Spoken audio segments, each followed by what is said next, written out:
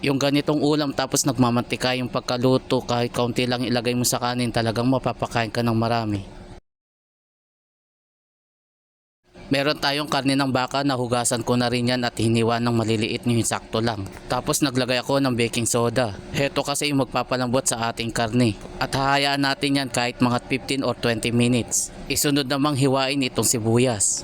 Hahatiin natin yan at lalagay mamaya para garnish naman. At yung kalahati, yun naman ang panggigisa ko at hindi na ako gumamit dito ng kulay pulang sibuyas. Sunod naman itong kalamansi dahil kaunti lang yung pinaka-juice niya kaya dinamihan ko na yung paghiwa. Nakapag-ready ako ng mga 8 piraso dahil kaunti lang yung pinaka-juice niya. Bukod nga pala sa kalamansi at sibuyas, nag-ready na rin ako ng bawang. Hiniwa ko lang yan ng malilit, pagkatapos yung karne hinugasan ko naman after ko ma-marinate sa baking soda. At saka ko palang tinimplahan ng paminta, medyo dinamihan ko at ng malasa. At nilagyan ko ng soy sauce, bali tansyahan na lang yung ginawa ko. Haluin natin saglit at nang kumapit or manuot yung lasa.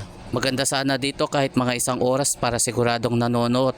Pero dahil nagmamadali na tayo, pwede na yung 30 minutes. Pinrito ko saglit yung kalahati ng sibuyas at lalagay mamaya yan kapag malapit ng maluto. At kung sakaling nagustuhan mo yung ating recipe ngayon, paki-like and share mo naman. Kapag okay na, pwede nang hanguin ng sibuyas. Pagka ganito yung ulam mo, paniguradong mapapasain ka ng marami. O kaya naman meron kang bahaw na kanin. Kahit kaunting sauce ang ilagay mo, malasa na. After kung maigisa yung bawang, pwede nang ilagay naman ang sibuyas. Continuous lang ako sa paghalo, hintayin lang na magiba na yung texture or mag-translucent. At kapag okay na, pwede nang isunod naman ang karne ng baka. Tapos yung pinang-marinate, hindi ko na muna isinama. At mamaya pa kasi ilalagay, bali ginawa ko, ginisa ko muna to hanggang sa magiba na yung texture or kulay brown. Medyo magtutubig pa kasi to kaya hindi ko na muna isinama yung pinang-marinate ko. Baka nandito ka pa rin sa bahagi ng aking video at pinapanood mo pa rin ako, paki-comment mo naman kung tagasan ka para malaman ko kung saan lugar ako napapanood. Hayan at pwede nang ibalik yung ipinang-marinate at i-continue uli yung paghalo. At kung sakaling kulang pa yan sa soy sauce, i-adjust na lang yan mamaya.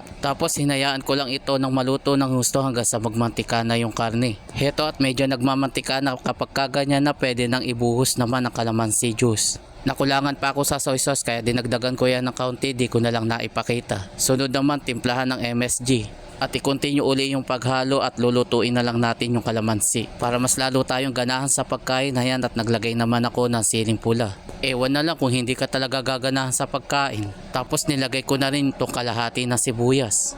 Ayun o, itsura pa lang talagang matatakam ka na. Heto na at luto na yung aking version na beef steak. At syempre kailangan natin magsalin sa ating lalagyan. Shoutout nga pala sa ating mga bagong followers, ganun din sa mga nakapollow na sa atin. Maraming salamat po sa inyo. Paano mga lods, kain na muna tayo. Alang halong biro, manya-manya pangaluto mga lods. Promise, manya-manya pangaluto. Namo.